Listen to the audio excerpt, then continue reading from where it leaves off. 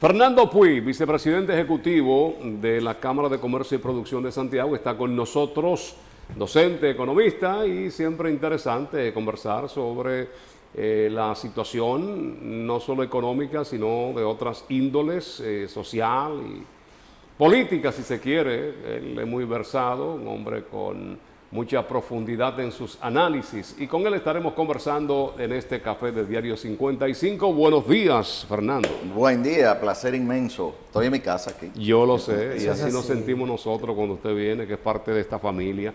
Mire, antes de entrar a lo del aumento salarial, aquí se mencionó su institución recientemente, esta misma semana, el lunes de esta misma semana, se mencionó la Cámara de Comercio y Producción de Santiago con el registro mercantil. Y el nombre de Fernando. Y el nombre de Fernando Puig también se mencionó aquí con esto de registro mercantil, que se le están poniendo difícil ahora, como que se ha capitalizado, concentrado todo en Santo Domingo, que usted podía resolver antes y ahora no. ¿Qué es lo que está pasando por ahí, Fernando?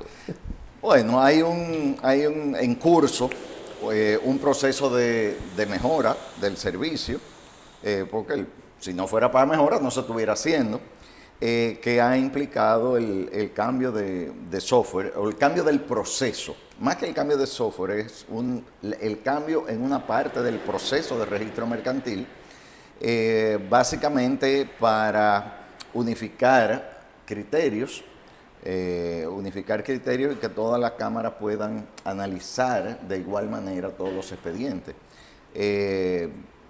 Pero para hacer eso, pues ha habido un paso del proceso que se hace ciertamente en un centro de análisis fuera de Santiago, y el proceso de implementación, si se quiere así, ha tomado más tiempo que lo previsto.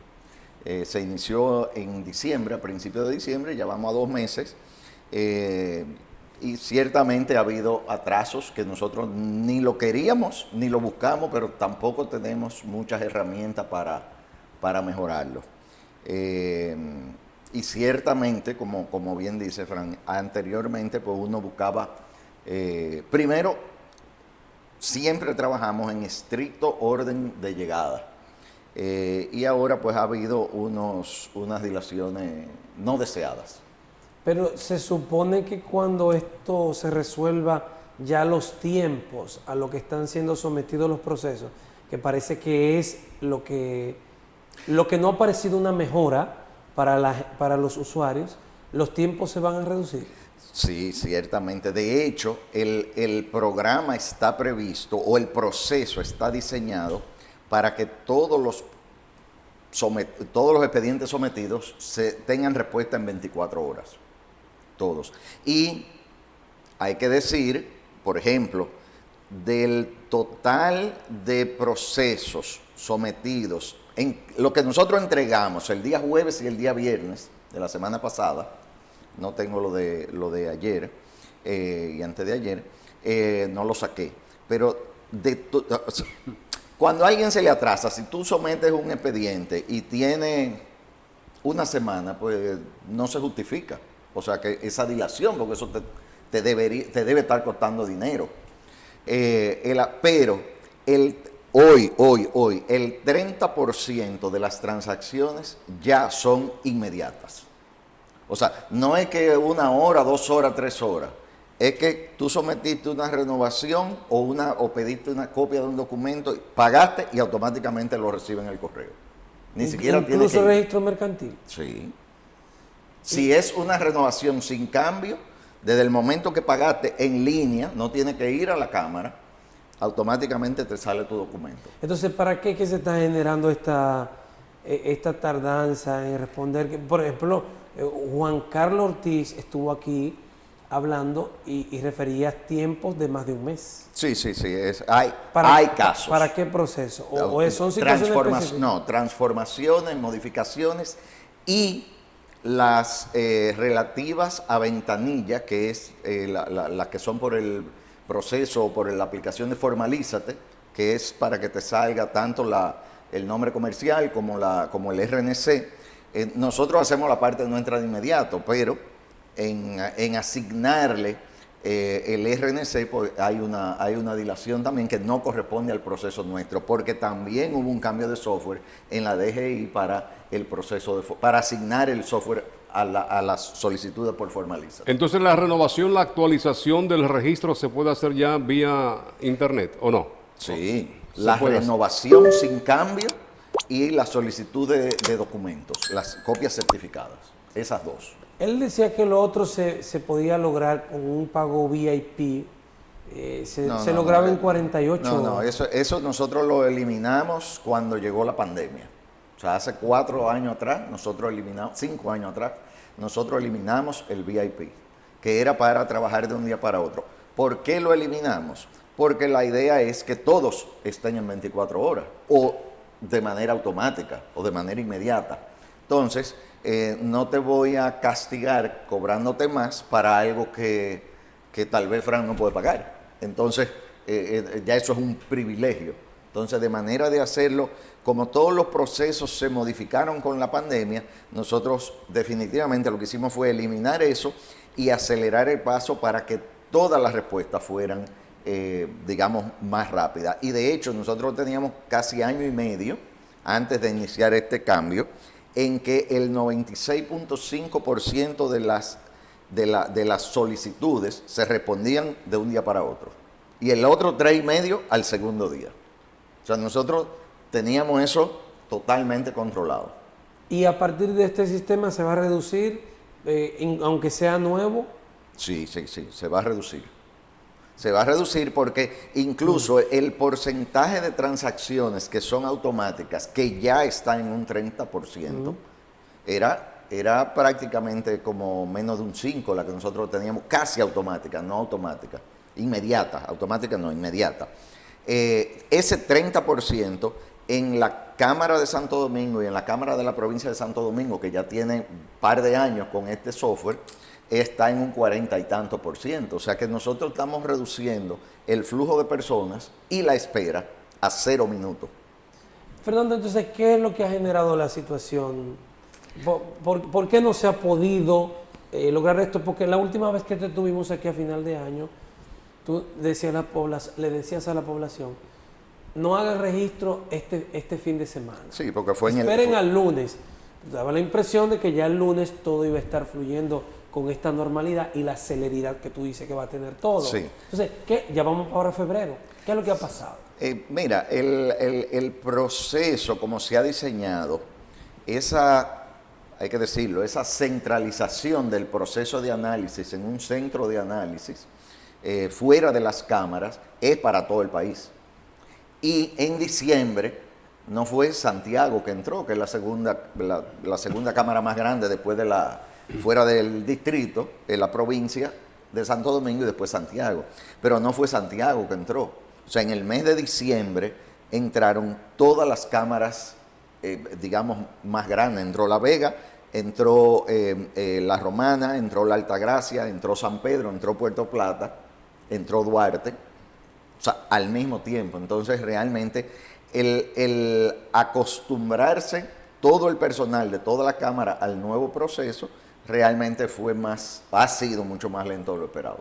Pero se cuenta con el personal y los equipos suficientes para el proceso de análisis. Sí. Bien. Sí. Bueno, pues esperemos que ahí se está. resuelva. Vamos a hablar de salarios. Vamos a hablar de salarios. Yo sé que es un tema que a usted le fascina, ¿verdad? Porque ya el presidente habló de un 20%, dice que el gobernador del Banco Central de que apoya esa moción. Apoya la misma, pero entonces hay sectores los cuales dicen, pero no va acorde con la inflación en República Dominicana, ese 20% de aumento de salario para los no sectorizados. Bueno, lo primero es que siempre es válido compensar el poder adquisitivo de los asalariados, que siempre ha estado rezagado. O sea, si uno coge desde 20, 30, 40 años atrás, pues no ha habido un avance en el poder adquisitivo del asalariado, sobre todo del asalariado bajo, que es el que más dificultad tiene, ¿verdad?, para desenvolverse. Sabemos que el costo de la vida es superior a un salario mínimo y que la mayoría de la población tiene que bandeársela con otros ingresos. Dicho eso, se supone que el incremento del salario debe corresponderse con los niveles de inflación. Y ciertamente, si el Banco Central dice que la inflación estuvo en un 4% en este año, el año pasado más o menos en ese rango, pretender o plantear el aumento de un 20% siempre va a ser justificado en términos de el bajo poder adquisitivo de nuestra población, pero está por encima de lo que ha representado el nivel de inflación y sobre todo no ha habido un incremento en la productividad. Lo que tiene que trazar el salario tiene que ser la productividad del trabajador. Vamos a venderte café, Fernando, para que profundicemos en este tema que la población siempre espera saber más sobre él.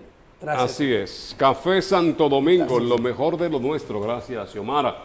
2 presentaciones, el tapa roja, que es el tradicional, y el verde, que es el descafeinado. Café Santo Domingo, lo mejor de lo nuestro. Fernando, entonces, el aumento debe corresponder al cúmulo de la inflación desde el último aumento, ¿no? Sí, eso debería ser, esa ha sido la tradición, eso ha sido lo que ha pasado más o menos. Pero además de eso es en términos, en la práctica, vamos a decirlo así.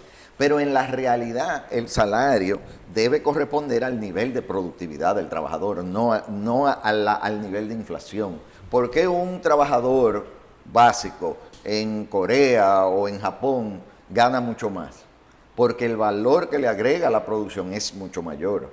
Entonces, no es porque allá hubo inflación o no hubo inflación, es porque sencillamente el valor agregado del trabajador a la producción, al producto final, es superior. Pero el salario mínimo debería estar en cualquier país en consonancia con el nivel de inflación, por lo menos el mínimo. Porque lo que tú dices, perfecto, aplica a la productividad, pero a veces eso hay que escalarlo a los niveles más especializados. A veces un empleado, ¿verdad?, que con baja instrucción, que un portero, que el que barre, que el que eso, a veces se maneja no tanto por lo que significa para la empresa que tú barras y limpies el baño, sino estás en un tope mínimo de que para trabajar aquí yo debo pagarte por ahí. Entonces hay un grupo que responde a eso y no tanto a productividad, a cuestiones básicas. El salario mínimo en toda parte del mundo es una medida legal, no es una medida económica. O sea, es una medida impuesta para que con eso la persona pueda desenvolverse, o sea, vivir dignamente.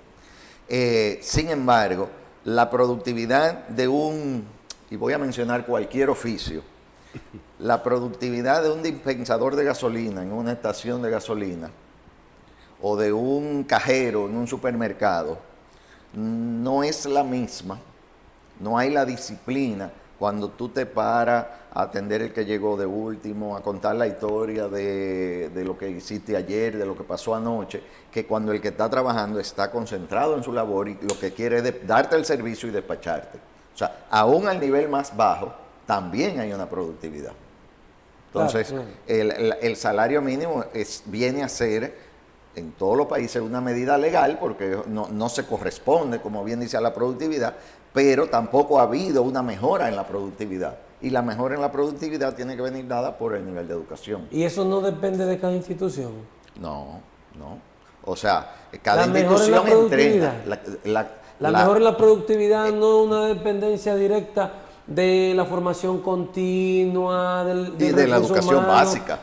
Claro, la educación básica que no es de la empresa. Pero digamos que si estamos en este nivel, para hablar de una mejora en la productividad, yo tengo que pensar en que la institución ha invertido en tecnología, en formación del capital humano, en mejora de los procesos, y eso pareciera que algo como muy de cada institución. No, bueno, Cada institución entrena para mejorar el servicio y para que tengan las habilidades que correspondan. Pero cuando tú sacas a nivel nacional, a nivel macro, el nivel de productividad de República Dominicana y los de otros países también, eso se saca el índice a nivel general, no ha habido una mejora a nivel general. ¿Y de quién depende eso? No, de todo el engranaje, de la empresa, de la formación externa que ofrecen, digamos, el Infotep, de la formación básica, sobre todo, sabemos que ahí tenemos grandes deficiencias, tenemos, entre otras cosas, no me gusta usar la palabra, pero es un cáncer que no nos deja avanzar en el sistema educativo como un todo. Entonces, mientras eso no sea superado, no va a haber una mejora en el nivel global macro de productividad. Entonces, desde tu análisis, ¿el aumento de cuánto debería ser? No, o sea, yo no puedo trazar eso. No, pero hay atención a los criterios. No debería haber aumento. Lo que ha sido... Si no ha habido aumento en la productividad, Fernando, entonces no debería producirse un aumento. Lo que se ha aplicado históricamente es la aplicación, el incremento, la indexación en función de la inflación. De la inflación. Para que el que tiene ese salario mínimo no pierda, al menos teóricamente no pierda poder adquisitivo, pero siempre lo va a perder. Entonces, la inflación acumulada desde el último aumento, que fue hace 2 años. Hace 2 años. 2 años. ¿De qué porcentaje estamos hablando? Estamos hablando, si el Banco Central dijo que el 24 fue un 4, más o menos, sí. Y el año anterior fue un 4, un 5. O sea que un 20 no están dando de más. No lo voy a decir así, no me tire esa... Se está compensando deterioro anterior del poder adquisitivo. Ok, es una forma bonita. ¿Tiene el dólar mucho que ver con esto de la inflación? Claro, porque el dólar tiene un impacto directo en el nivel general de precios. Pero el deterioro de la tasa de cambio ha sido históricamente en los últimos 20 años alrededor de un 3,5% anual en promedio. De 3,5 a 4, 3,75. ¿Y las empresas tienen...? Y ya ese deterioro del tipo de cambio ya está asumido en el nivel de inflación. O sea, porque eso es lo que hace que impacta los precios y ya está incluido ahí. Sobre este particular, uno piensa en salario mínimo, que es lo que se ha dicho, pero es que parece que se genera un efecto también más arriba. Claro. Porque si tú tienes un empleado de salario mínimo ganando 15 y el supervisor gana 20, ya tú lo vas a pegar a 18. Exacto, entonces... O ganando 18, ya no lo puedes tener igual. Claro, entonces las empresas... Eso era...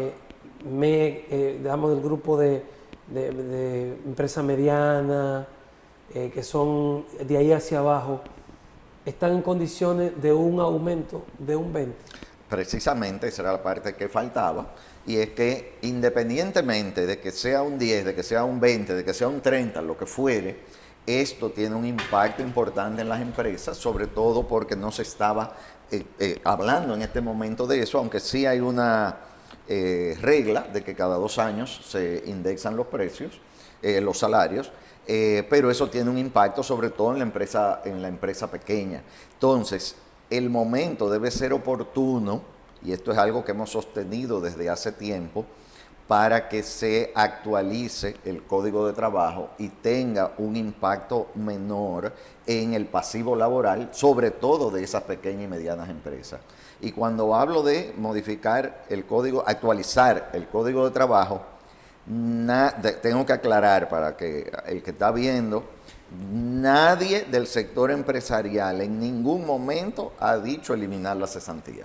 O sea, eso no se ha dicho, es actualizar. Y sin afectar lo que ya está en tu contrato de trabajo vigente de hace X tiempo. Tenemos que ampliar más sobre eso. Sí. Es inusual que sea un presidente de la República el que ponga el tema del aumento salarial. Realmente yo pienso que fue algo sorpresivo, como comentábamos.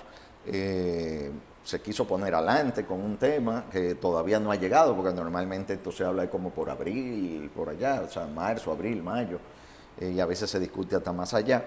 Me imagino que tiene que ver con alguna estrategia de comunicación para poner un tema candente, ¿verdad?, en los medios. pero tendrá sus razones, porque yo creo que de todas maneras, antes de cerrar ese tema, yo creo que hay que esperar más información para entender a qué obedece el número de ese 20%, que siempre será justificado para el asalariado, pero siempre va a impactar en la operación de las empresas, que en muchos casos, si son intensivas en mano de obra, pues probablemente van a tener que tomar medidas de recortes o de otra índole. Y esto debe ir muy de la mano, Fernando, con un tema que tú mencionabas, y es la indexación de los salarios. Debe haber un ajuste ahí, ya con el impuesto sobre la renta, a partir de los 34 y un piquito, ya que no se ha indexado y que ya hay que se le está hacerlo. aplicando. O sea, hoy una situación, la que estamos viviendo, es para que aumente, ¿verdad?, el porcentaje en cuanto a los beneficios en los honorarios que recibe un trabajador. Claro.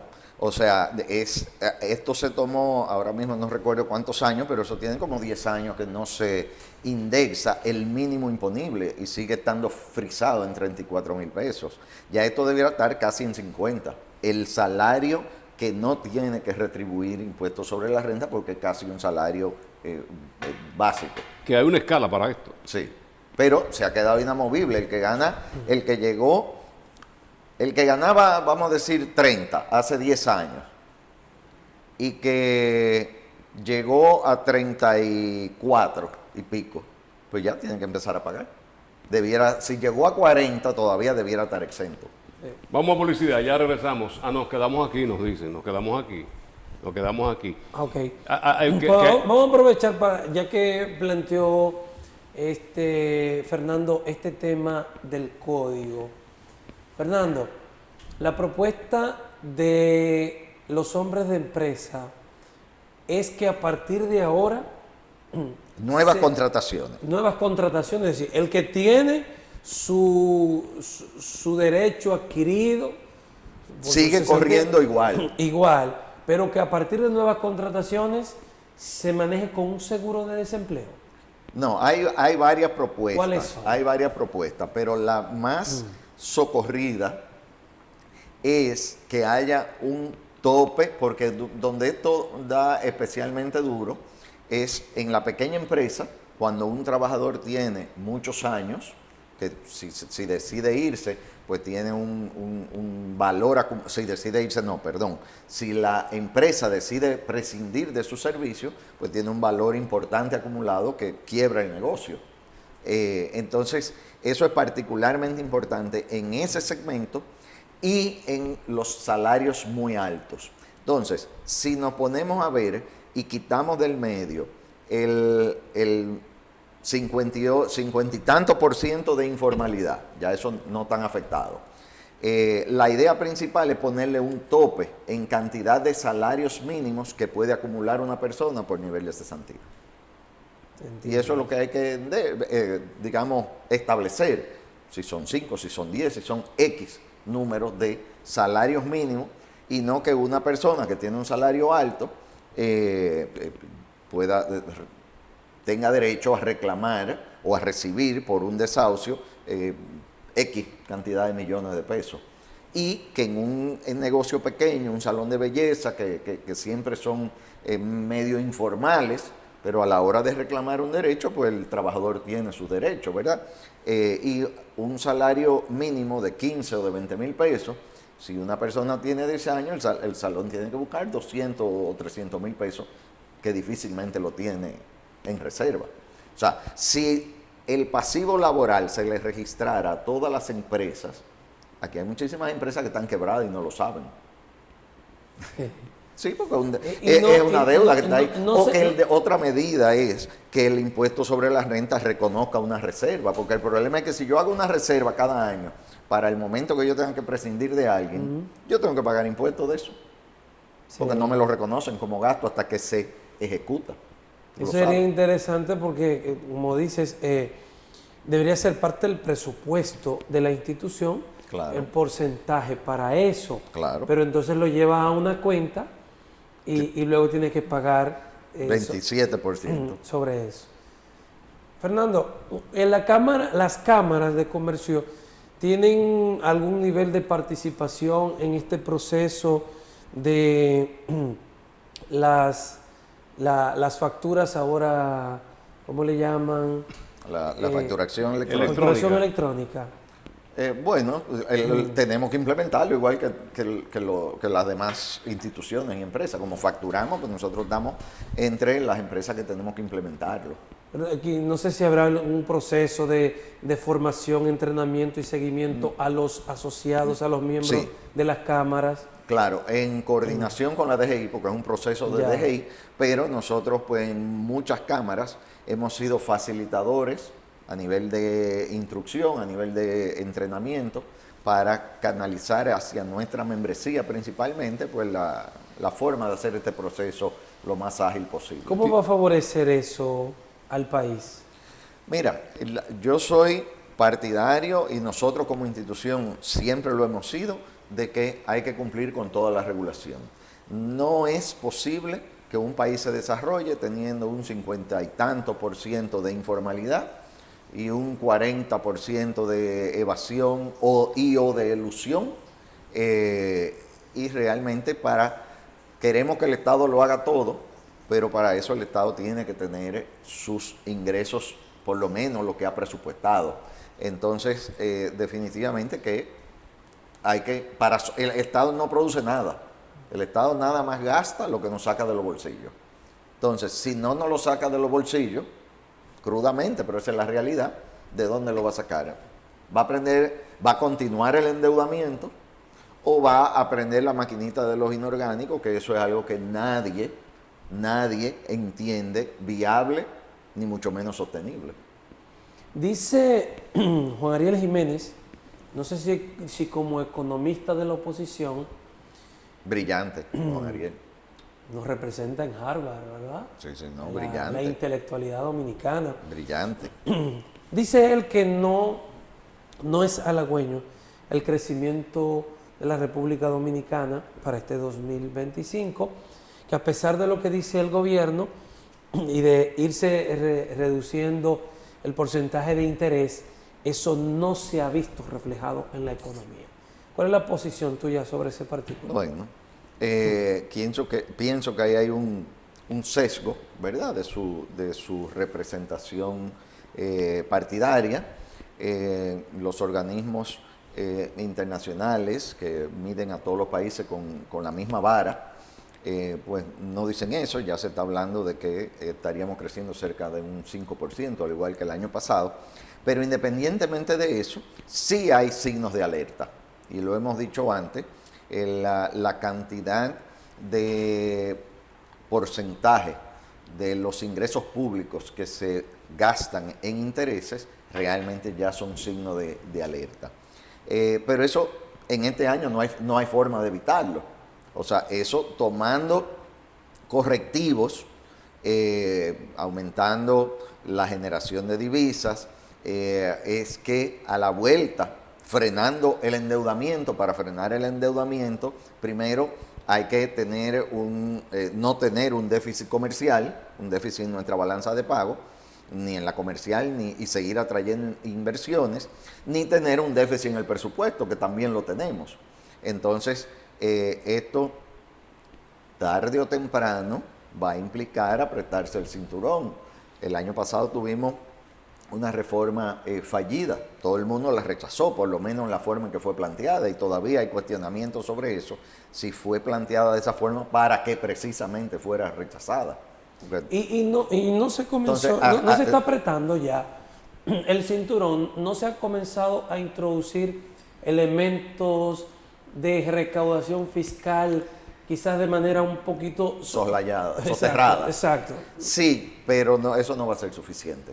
O sea, nosotros con esa recaudación que apenas cubriría unos 120 mil millones de pesos, cuando el déficit es de 240, con estas medidas que se están tomando, estamos hablando de un porcentaje, dicho sea de paso, como es el caso de la ley de desechos sólidos, realmente estamos saliendo a cazar en el zoológico. O sea, estamos cayéndole atrás a la empresa que ya está pagando. lo cual es una carga adicional para la empresa que ha estado formal. Realmente aquí hay que salir a buscar la informalidad. Mira, el tema de la mano haitiana, que es recurrente porque lo tenemos aquí y caramba, qué difícil se hace como poder salir de esta situación con un país el cual sus estructuras no andan bien y andan huyendo no solamente a la parte económica, sino al terror que implementan estas bandas criminales organizadas en Haití. ¿Cómo podemos regularizar a los haitianos?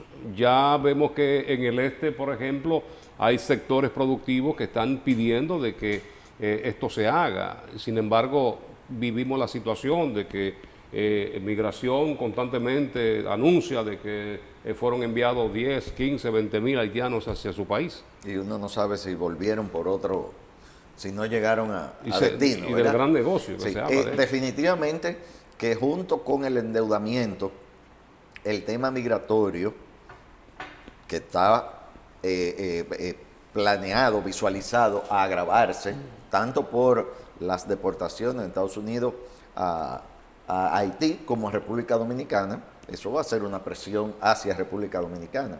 Entonces, junto con el endeudamiento, el tema migratorio es muy delicado y tiene que ver mucho con nosotros, o sea, con la producción, con el trato humano, que siempre se alega que se violan los derechos humanos.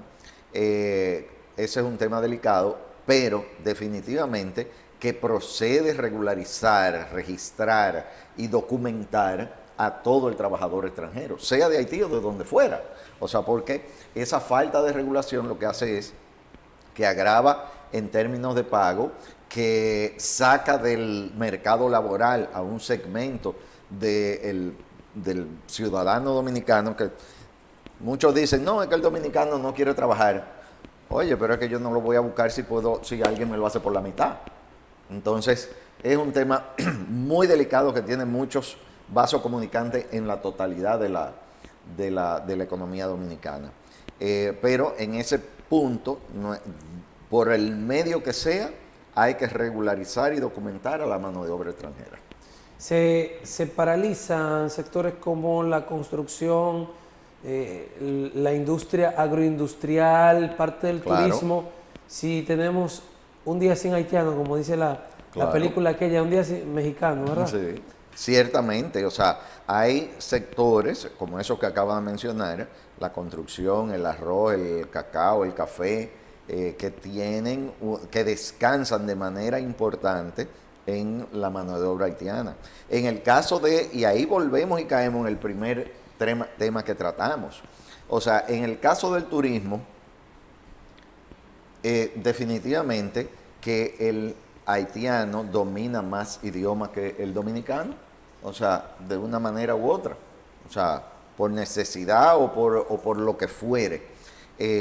Y por eso el sector turismo tiene tanta contratación de mano de obra haitiana, sobre todo en la provincia de la Altagracia. Entonces, ahí volvemos y caemos en el punto inicial de que para nosotros mejorar salarios, que fue como lo tratamos, en este caso no estamos hablando de salarios, sino de mejorar la productividad, de mejorar la oferta de mano de obra, hace falta elevar la capacitación. Y estas contrataciones, Fernando, que se hacen a los extranjeros, los haitianos, estos cumplen con las normas establecidas por el Código Laboral. El Código Laboral. Se reportan a... Claro. Bueno, yo no tengo el conocimiento de qué hace cada empresa, pero la empresa formal, en este caso del sector hotelero, necesariamente tiene que cumplir con todo el registro en la TCS y demás. Hay un porcentaje de contratación extranjera que no puede, eso nunca se ha cumplido. Porque eso estaba orientado, es un 20%, o sea, pero en un hotel... El 80 y 20. Sí, el 80-20. En un hotel, si hay 200 empleados y hay 40 extranjeros, bueno, o sea, probablemente se ven mucho, pero está dentro de lo permitido. Pero esa medida básicamente fue para la producción agrícola. O sea, porque ahí en muchos casos, en muchos en muchas zonas, el 100% en el sector banano, por ejemplo, prácticamente la totalidad que es contratación extranjera. Yéndonos a la macroeconomía otra vez, Fernando, el efecto Trump, ¿cómo nos impacta en la República Dominicana? Bueno, realmente hay mucha gente aplaudiendo estas medidas. Yo creo que hay que coger y dejar. Creo que hay temas que se habían ido de la mano en todo el tema, ¿verdad?, de la sociedad de Estados Unidos. Pero independientemente de la prepotencia de las medidas, de algunas de las medidas que se han tomado, de la osadía, de la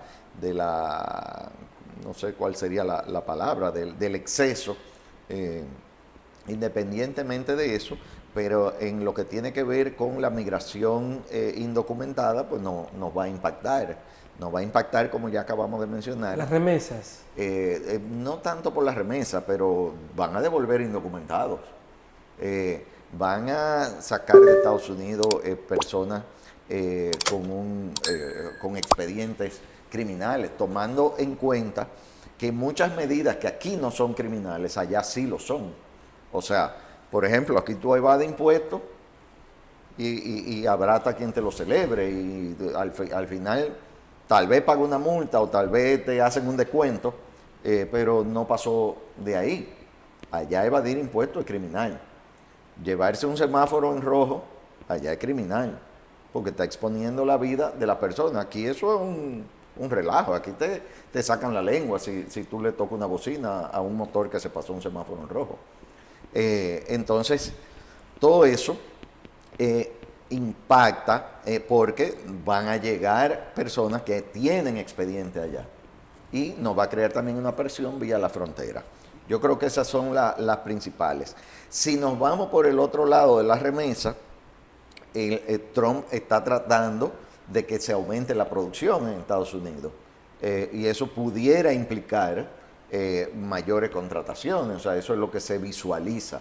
O sea que por ese lado no veo hoy que haya un efecto directo. ¿Tú crees que habrá una mayor atención al comercio dominicano? Porque parece que en el gobierno de Biden como que nos tiraron de lado. Ahora Trump prácticamente antes de llegar a la Casa Blanca ya tiene designada una embajadora para la República Dominicana. El secretario de Estado, que siempre es visto como el segundo hombre del gobierno, en el primer viaje que va a hacer viene para acá.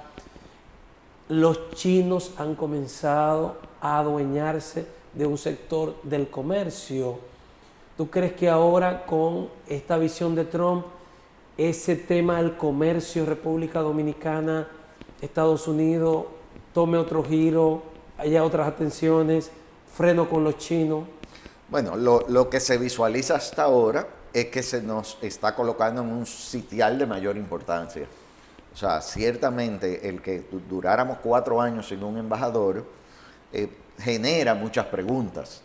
O sea, ¿por qué? Y aquí, pues ya está designada una persona de carrera como embajadora y ciertamente ha habido elogios de parte del presidente Trump y del secretario de Estado hacia la economía de la República Dominicana. Lo que se visualiza hasta ahora es que estaríamos mejor, o sea, más en la vista de las autoridades de Estados Unidos. Pero con relación a esto, Fernando, que te mencionaba Lenis, hemos visto denuncias de competencia quizá desleal por parte de comercios que se están instalando asiáticos. Y a propósito de estas declaraciones de Marco Rubio, del crecimiento de República Dominicana, los elogios, económicamente hablando, los elogios que con todo y tener un Haití ahí desestabilizado, el país se ha manejado bastante bien en este aspecto, pero la presencia china es cada día más grande en el país. Nada justifica la competencia desleal y la forma en que se manejan los negocios asiáticos en República Dominicana. Y eso va a tener consecuencias graves, está teniendo consecuencias graves en empresas formales, empresas que pagan y que tienen su personal inscrito en la TCS.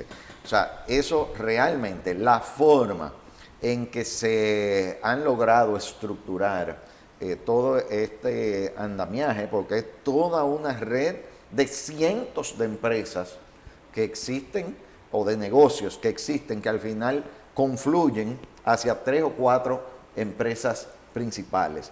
Si nosotros vemos la cantidad de instalaciones que hay en la carretera Mella, en Santo Domingo, el tamaño de eso. Ahora mismo ustedes abren el Google Maps y ustedes ven, ahí hay instalaciones que superan por mucho 6, 7 estadios de béisbol. O sea, en una sola instalación.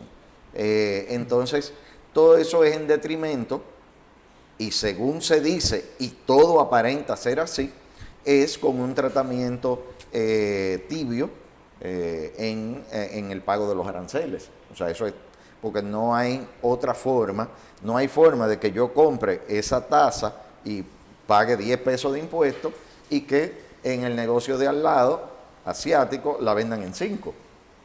O sea, porque o no pagaron los aranceles correspondientes o sabrá Dios qué se mueve por debajo. Pero esa es una relación que definitivamente no ha traído los beneficios que se dijeron en un principio a la economía dominicana. Hacía la referencia de Trump y la política de Estados Unidos, porque aparentemente es una cosa también de Estado. Amén de lo que pueda resultar ahí por lo impositivo, se ha dicho, no sé qué información tienes, de que desde el gobierno chino se está auspiciando, más bien subvencionando gran parte de estas instalaciones. Incluso se ha oído hablar aquí de recibir de hasta entre 15 y 17 mil dólares mensuales para pago de alquileres.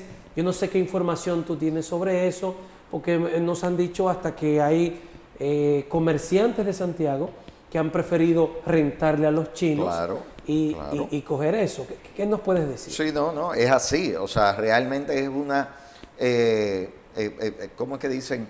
Le han llegado al precio a mucha gente. O sea, yo sé de un caso específico, ni siquiera voy a decir dónde es, pero de una persona que tiene un negocio y tiene un terreno colindante que ni lo está vendiendo, ni lo está alquilando, y le habían hecho propuestas, siempre dijo que no, y vinieron con una propuesta de alquilarle el solar, mucho más atractiva que todo lo que le habían hecho anterior, y él no lo necesita y dijo que no, pero le insistieron, quien estaba intermediando, y él finalmente contestó, bueno, pues díganle qué tanto. Y le puso el doble de lo que le estaban ofreciendo, que ya era más que lo anterior. Le dijeron que sí, ahí están construyendo una estructura alquilada. O sea, que ni siquiera se está desapoderando de la propiedad y le va a quedar la estructura al final. Fernando, en 20 años Santiago va a estar adueñado, se va a adueñar el comercio, los chinos se van a adueñar del comercio de Santiago. Yo espero que desde el aparato estatal, desde el Estado, se tomen medidas correctivas en lo inmediato. O sea, porque este movimiento ha pasado en muchos otros países. ¿Y qué pasa? ¿Qué resultados se han tenido? El resultado es la quiebra de muchos negocios locales, como es el caso de Panamá, como es el caso de Ecuador, como es el caso de Perú, pero en otros, como es el caso de España también, porque esto no es nada más para América Latina, también en el caso de España, pero en el caso de España se apertrecharon y acabaron con esa red que yo le llamaría casi mafiosa, de acabar con el comercio local. Bueno, ya hemos concluido. Gracias a Fernando Puig por acompañarnos en esta mañana en el Café de Diario 55. Es el vicepresidente ejecutivo de la Cámara de Comercio y Producción de Santiago. A ustedes gracias por acompañarnos. En nombre de Lenis Tejada Betancourt, Adalberto de León en la producción general, Frank Rodríguez y todos los que integramos las mañanas en el 55, agradecemos la sintonía. Mañana después de la misa aquí nos reencontramos, Dios delante, a las 10 de la mañana el programa Buen Día.